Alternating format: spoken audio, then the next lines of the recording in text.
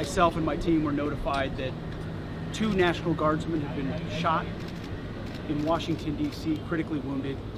The shooter shot in a cowardly, dastardly act targeting the best of America, heroes willing to serve in Washington, D.C., serve for people they don't know and they've never met because they love their country and their capital and their community. They were willing to do dangerous things others were not because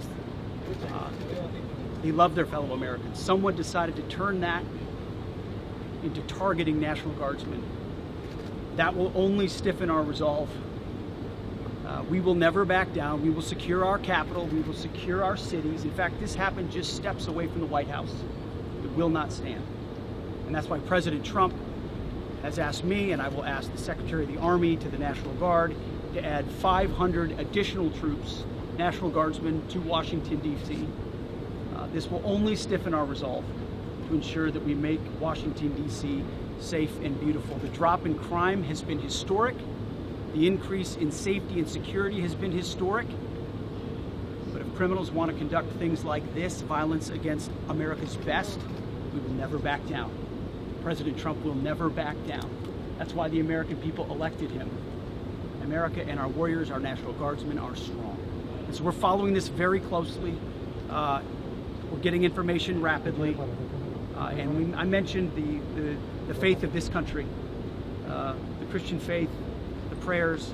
I would ask for prayers for our National Guardsmen. Excuse me, Mr. Appeals to heaven for our National Guardsmen, for their families, on bended knee as a War Department, as a nation. Excuse me, we will never back down. Excuse Nobody think about them right now. Venezuela.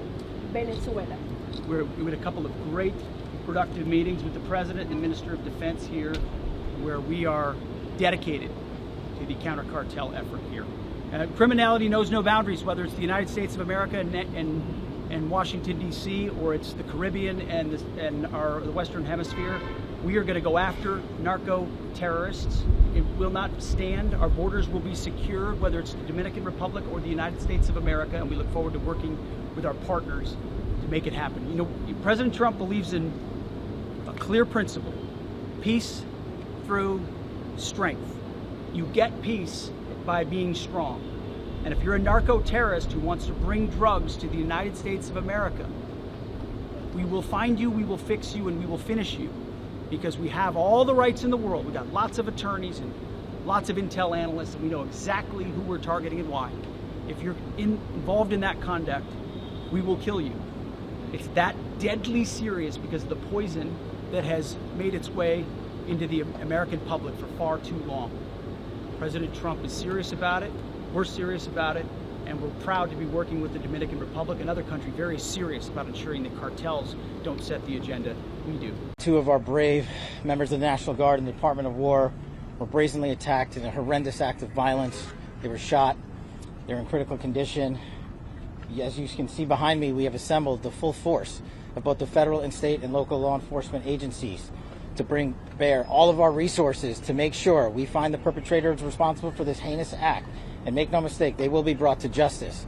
Since this is an assault on a federal law enforcement officer, this will be treated at the federal level as an assault on a federal law enforcement officer. The FBI will lead out on that mission with our interagency partners, to include the Department of Homeland Security, Secret Service, ATF, DEA, and we're thankful for the mayor's assistance in this matter, the Metropolitan Police Department and their skills in investigating homicides and gun shootings in this city is exceptional. We will work together collaboratively because this is a matter of national security, because it's a matter of pride. President Trump has been informed. We've been in contact with the White House. We will shortchange the American public with no resources to make sure we find and safeguard our nation's capital right here in Washington, D.C., and bring anyone responsible for this heinous act of violence to justice. I would lastly like to add to the American public and the world, please send your prayers to those brave warriors who are in critical condition and their families. They are here serving our country. They are here protecting everyday Americans and citizens around the world in our nation's capital. They are the heroes of this day, and we must remember them on this day and every day, and their families and the sacrifice they have made.